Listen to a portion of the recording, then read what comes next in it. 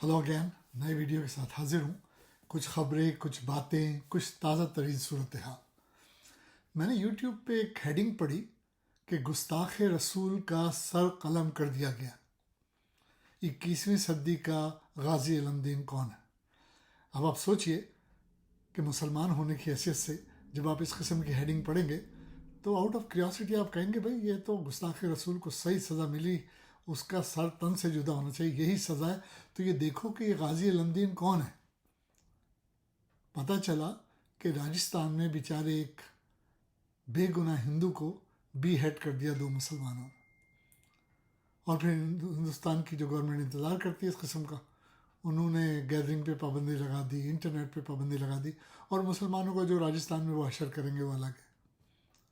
अब मेरी ये समझ में नहीं आया कि जाओ भाई नवपुर शर्मा को पकड़ो, उसने गुस्ताखी रसूल की, उसको सज़ा दो। ये कौन सा तरीक़ा है? इस्लाम में तो हरे भरे दरख्त को नहीं काट सकते कि अब ये थोड़ी कि कोई हिंदू मिल गया था उसको बी हेड कर दें। तो मैं समझता हूँ ये बात बड़ी नामुनासिब है और हमें इसको कंडेम करना चाहिए। नूपुर शर्मा को 101% सज़ा मिलनी चाहिए। और मैं बड़ा पुरुम्मीद था कि हमारे जोशीले नौजवान लब्बैक या रसूलुल्लाह के कहना चाहिए दावेदार, आप समझ गए होंगे मेरा मतलब है, साद रिजवी साहब, मैं समझता था कि गुस्ताख रसूल को वो सज़ा देंगे, लेकिन वो तो कागजी शेर निकले, बातें बातें करके चुप हो गए। खैर, इस पर हम फिर बात करेंगे। दुनिया भर में हालात बड़े ख़राब हो रहे हैं। ये जो रशिया और यूक्रेन की जंग हुई है, इससे आप देखें पेट्रोल कितना महंगा हो गया, गेहूँ कितना महंगा हो गया, क्योंकि ये लोग 30% सप्लाई करते थे। और तो और दुनिया भर के ताजिरों ने एडवांटेज लेते हुए हर चीज़ महंगी कर दी कि वो ये जंग हो रही है यूक्रेन और रशिया की, इसलिए सप्लाई नहीं आ रही। अरे यार, दुनिया की आधी सप्लाई तो चाइना से आती है। लेकिन बहरहाल एडवांटेज ले रहे हैं, हर चीज़ महंगी कर रहे हैं। अब हमारे जस्टिन ट्रूडो साहब ने ऐलान किया है कि भाई वो अपना कमिटमेंट बरकरार रखेंगे और जंग में भरपूर तरीके से हिस्सा लेंगे। अब जस्टिन ट्रूडो लिबरल लीडर है और लिबरल प्राइम मिनिस्टर है। अगर आपको याद होगा तो क्रेचिया ने इराक वॉर में जाने से मना कर दिया था।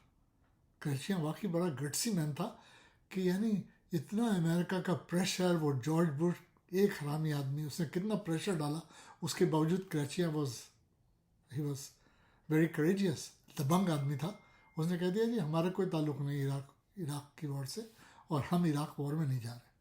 तो वो नहीं गए इराक वॉर में, ट्रूडो साहब जा रहे हैं।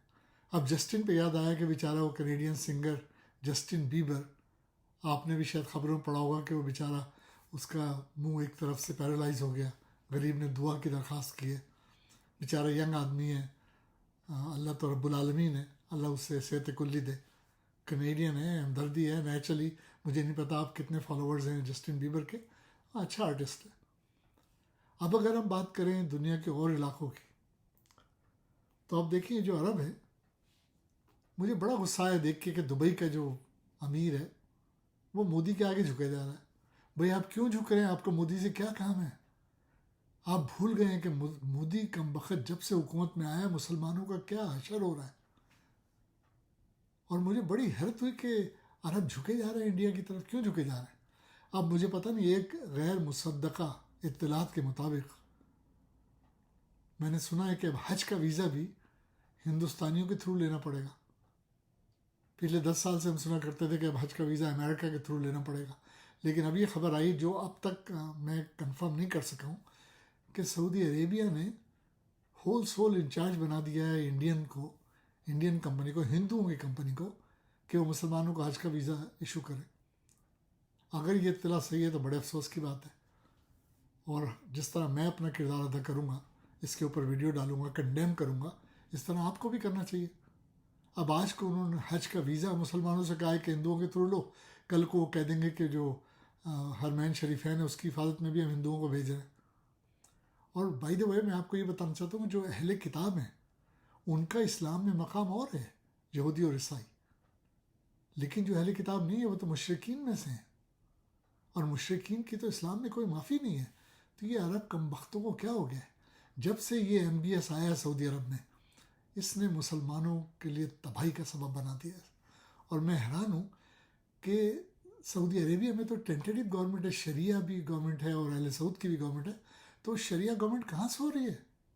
وہ کیوں نہیں آبجیکشن ریز کرتے؟ ہو دنیا بھر کے مسلمان کیوں نہیں آبجیکشن ریز کرتے اس پر؟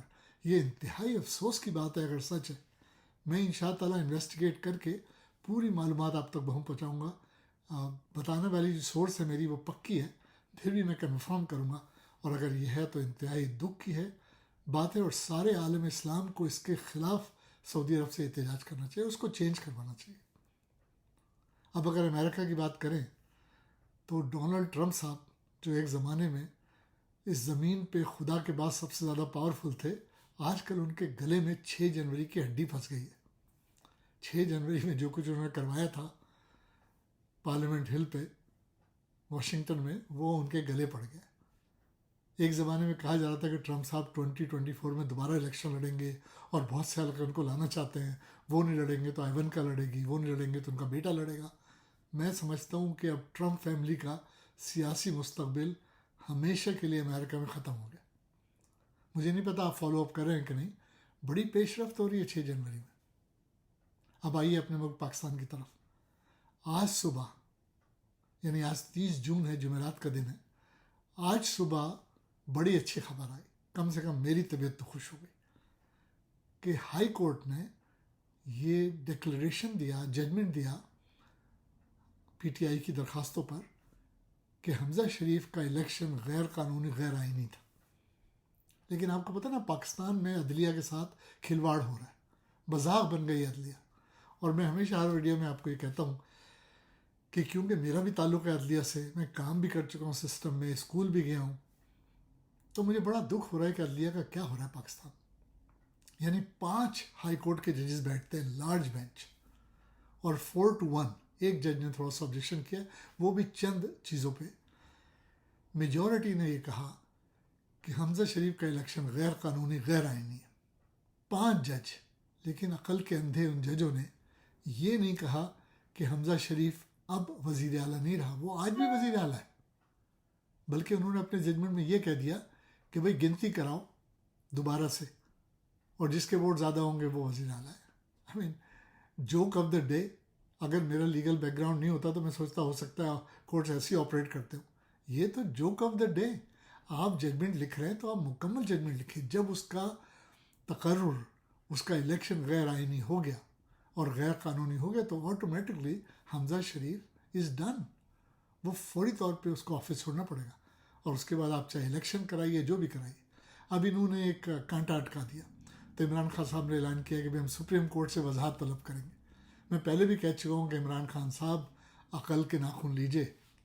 وہ آپ نے انگریزی کی مثال سنی ہے نا، اٹ ٹیکس 2 to tangle. تو یہ جنرل باجوہ اور یہ بندیال، سپریم کورٹ کے چیف جسٹس بندو لال صاحب، یہ 2 لوگوں نے مل کے ٹینگل کیا ہے. آپ کو ان کو سنبھالنا ہے. افسوس مجھے یہ ہوتا ہے کہ عمران خان صاحب نے قوم کو جگہ دیا اور پاکستانیوں کو ایک قوم بنا دیا، وی آئی پی کلچر ختم کر دیا. لیکن عوام ایسے ہیں کہ 2 مہینے میں ہی بگڑ گئے. وہ شہباز شریف 28 گاڑیوں کا پروٹوکول لے کے روڈ پہ نکلتا ہے. عوام پتھر کیوں نہیں مارتے؟ مجھے سمجھ میں نہیں آتا کہ جب قوم بنا دیا عمران خان نے تو یہ عوام کیوں نہیں جاگ رہے ہیں؟ ان کو تو چاہیے کہ جنرل باجوہ کے گھر پہ بھی پتھر مارے، اور بندو لال کے گھر پہ بھی جا کے پتھر مارے، اور ملک گیر احتجاج کریں، اور ان دونوں کو ہٹائیں. یہ دونوں ملک کے لیے بالکل سود مند نہیں ہیں. تو مجھے سمجھ میں نہیں آیا کہ اتنی محنت عمران خان نے کی قوم کو جگانے کے لیے، اور قوم یہ نہیں دیکھ رہی کہ 2 مہینے میں تباہی آ گئی ہے ملک میں. سڑکوں پہ کیوں نہیں نکل رہے، اور کیوں نہیں ان لوگوں کا گھراؤ کر رہے کہ جنہوں نے عمران خان صاحب کو ہٹایا فار نو ریزن، کیونکہ کچھ اچیو تو نہیں ہوا، تباہی آئی، ہر چیز مہنگی ہو گئی. ابھی کسی نے ایک بڑا اچھا ویڈیو مجھے بھیجا، آپ بھی دیکھیے گا. پیروڈی بنائی ہے جگجیت سنگھ کے گانے کی کہ یہ شہرت بھی لے لو، یہ دولت بھی لے لو، مگر مجھ کو لوٹا دو بچپن کا ساون. اس کی پیروڈی بنائی ہے کہ نواز شریف بھی لے لو، شہباز شریف بھی لے لو، اگر چاہو تو دوسرے لوگوں کے نام بھی ہیں وہ بھی لے لو، مگر ہم کو لوٹا دو وہی پرانی قیمت ہے، وہی پیٹرول کی قیمت، وہی ڈیزل. بڑا اچھی پیروڈی ہے، سنیے گا آپ کو. اور یہ بالکل حقیقت ہے کہ 2 مہینے میں جتنی مہنگائی اور تباہی ملک میں آئی ہے وہ 3.5 سال میں عمران خان صاحب نے نہیں کی تھی. تو اس غریب کو کیوں ہٹا دیا بھائی؟ اور اب مولانا فضل الرحمان بھی ذرا تھوڑے سے ایکٹ اپ کر رہے ہیں، تو ہوپ فلی مجھے لگتا ہے کہ اتحادیوں میں بغاوت ہو گئی.